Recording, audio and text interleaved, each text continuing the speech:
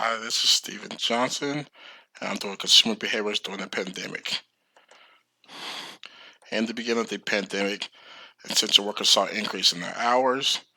They saw essential workers wear protective gear, and those who didn't wear protective gear begin to wear protective gear, such as retail workers at Walmart, Target, places that sell groceries that are essential to people surviving. Office jobs and schools went to being able to be done at home, and tons of jobs were lost. Pandemic shopping changes where people begin to buy things in more things in bulk compared to what they used to buy. They were buying meat in bulk. They went to buy like a pound of chicken to feed their family for the day, or buy like 10 pounds to last them for the week. Um, Decrease or increase in spending. Some families decrease their spending to save their money to make it last longer, while others sat at home and increase their spending by just impulse buying stuff on Amazon, Walmart, and things like that. Increase in delivery service, such as DoorDash, Walmart grocery delivery, pizza places, things like that. Started to see an increase in the delivery service as more people started being home more. Increase in online shopping. More people started shopping on Amazon more, Walmart.com, Macy's, anything they wanted to buy, they would start shopping online more. Places began to be selling more sanitary things. People started buying more Lysol wipes, rubbing alcohol, Lysol spray, and things like that. People also began to cook more meals at home instead of eating out all the time because restaurants were closing down and they weren't able to sit at home. So they started to cook all that bulk meat they started buying and bulk items.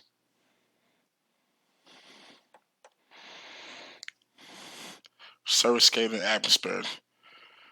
The pandemic pretty much made people start wearing masks. First, it was kind of optional, and then it came out that like masks would help prevent the spread, so it became mandatory to wear masks a lot of places. Stores began to deep sanitize and clean more often. They begin to wipe down their counters in between every customers, scrub their floors more often, scrub the counters, scrub the shelves, make sure they can prevent the spread as much as possible. Social distance of 6 feet. People begin to stand 6 feet apart compared to being right behind each other in lines or at stores. Now, like if you go like Walmart has like on the floor, stand here, and then the next person stand here, and they're 6 feet apart. That way, you're social distancing from it. Places begin to have capacity numbers. They can only let so many people in at a time. Like at Walmart, at first it was like 500, went to 1,000, then it was 2,000. Just depends on how big your store was. Restaurants had to do 33% capacity. They went to 50%, and then they went back down here in Kentucky. Certain items had limits on them because people were buying like crazy. Tissue went to be like one pack. Rubbing alcohol went to be like 2 bottles. Lysol's 1 bottle or a pack, whichever way you bought them. So it's certain way more people get them, so one person bought them all. Because in the beginning you had people like horror buying stuff like hand sanitizers and sell them on the market for a higher price than what they were being sold in the store. Updated online shopping experience. More companies begin to update their online shopping for customers to have a better experience. Walmart threw more money into theirs to have a better experience for customers. Restaurants begin to update their online menus so customers have a better experience to shop, so they can keep coming back and keep giving business so they won't shut down. Social power and structure. Here in Kentucky, Andy Beshear is a big figurehead right now during this pandemic. As the governor, people tend to listen to him even more now than they ever have because Andy Beshear is becoming like this famous figurehead throughout the country, has been on top of the pandemic. Some people praise him for doing that, and some people hate him for doing it because some people don't believe in the pandemic, some do. It's kind of what side of the fence you lean on. Trying to support um, locals more, so they don't go out of business.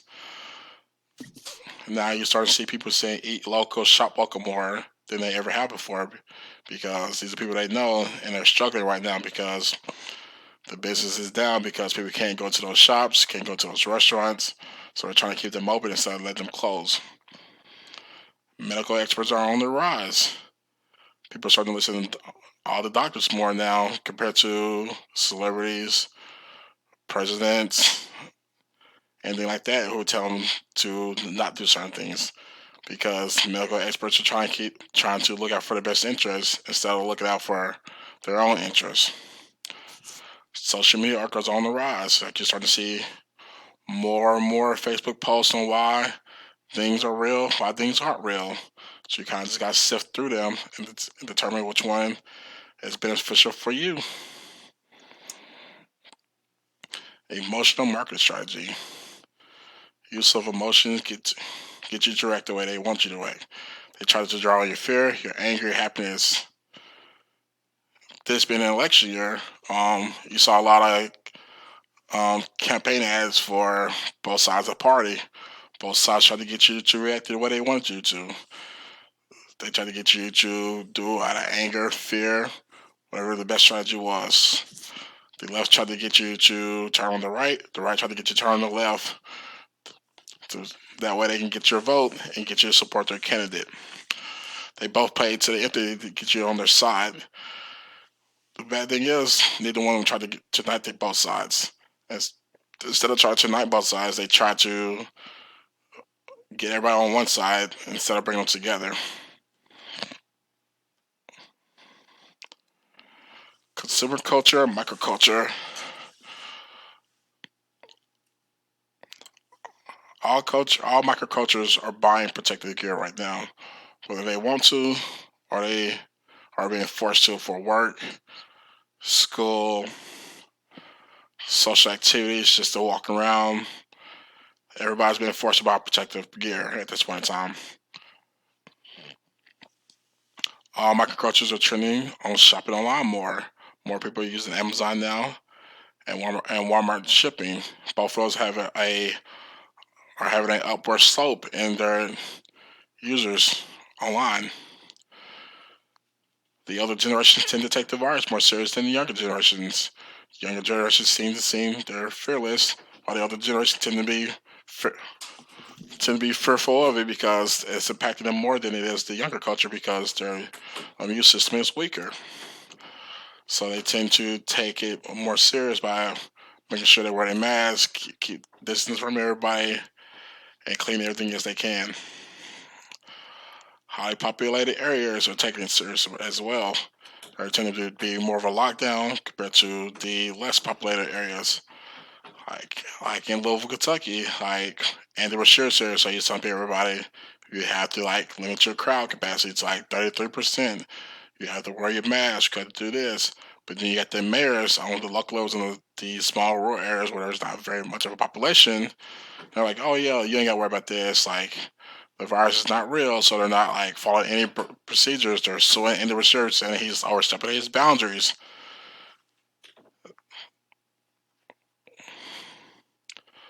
Older generations are using curbside pickup more than they have before. Like working at Walmart, I start to see more and more older people ordering their groceries online and picking them up at the curb instead of coming inside the store. And they're all the reason is because of COVID, because it's more simple, it's more convenient compared to what they've been doing in the past. So they are learning and they're going to the new cultures of learn how to do things online. Online reviews. Consumer reviews, consumer reviews have gone up during this pandemic. More and more people are reviewing things online, posting reviews, ratings, giving them stars, Yelp reviews. More and more people are turning to those sites to get reviews on products and business to see if they want to buy that product, either that business, buy something from that business. People are posting it on social media now. People are doing reviews on social media like, if Susan bought something, she'll post on social media that she bought this and it was really good. You're starting to see ads for more things online, so people are writing reviews on the ads like, hey, I bought this Ninja product and it was awesome. and then write down the Ninja product ad, throw their post online so everybody can see it.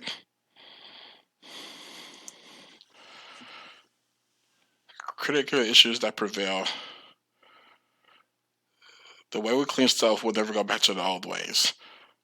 We'll be more sanitized than ever before to prevent things like this from happening in the future. I think people will go back to being close to each other, but still kind of keeping their distance from strangers. Not completely, but not to a point where they're just like breathing on top of each other's when they go out places. Online shopping will continue to grow due to the convenience of it being super convenient. Like you don't have to wait in lines in the store. You can order and just pick it up when you're ready. Or you can have it, like let's say the store doesn't have it, they can have it shipped to you. That way you don't have to wait and keep checking back for it at the store. Being able to do work in school from home. Like snow days were things in the past for me. They're not gonna be a thing. They're not gonna probably be a thing in the future for future kids or workers because they have now figured out they can do all this stuff on Zoom instead of just missing days of work or at school. Personal experience. People tend to have different viewpoints of the pandemic. Some believe in it, some do not. It's kind of their preference. Some people are same thing with the guidelines. Some people wouldn't follow the wear the mask. Some people are not. Some people follow will sanitize everything now. Some people are not. It's really if they believe in the pandemic or not. The businesses are the same way. Some are stricter than the others. Some, like I say, some places you won't let you in without a mask at all. Places like Walmart, like mask recommended, but they won't enforce you to wear one. So some businesses are more strict and worry about their employees and make sure nobody gets sick in business. Some are kind of like leaning the rules because they're more worried about making the dollar.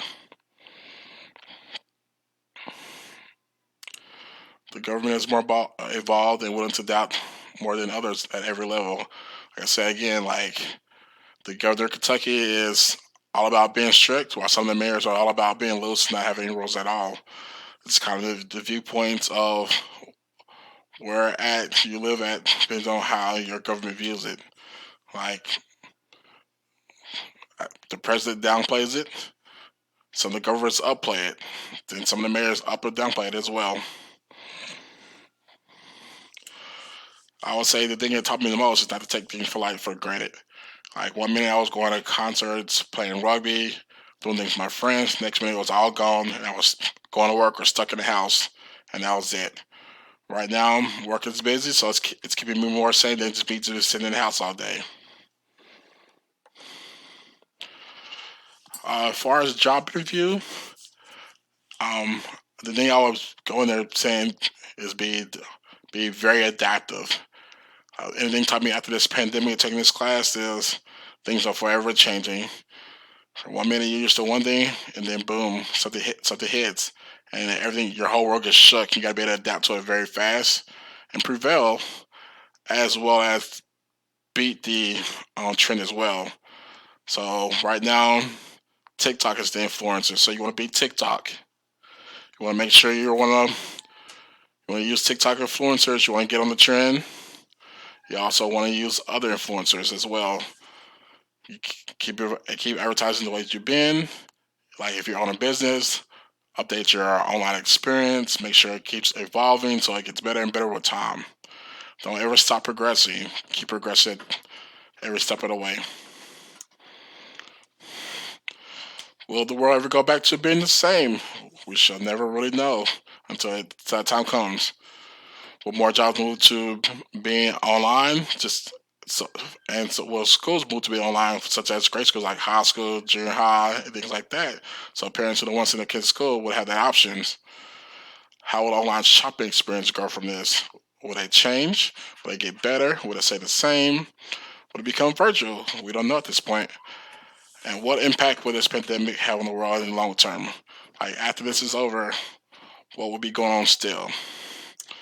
This is my presentation, and I hope you enjoy it.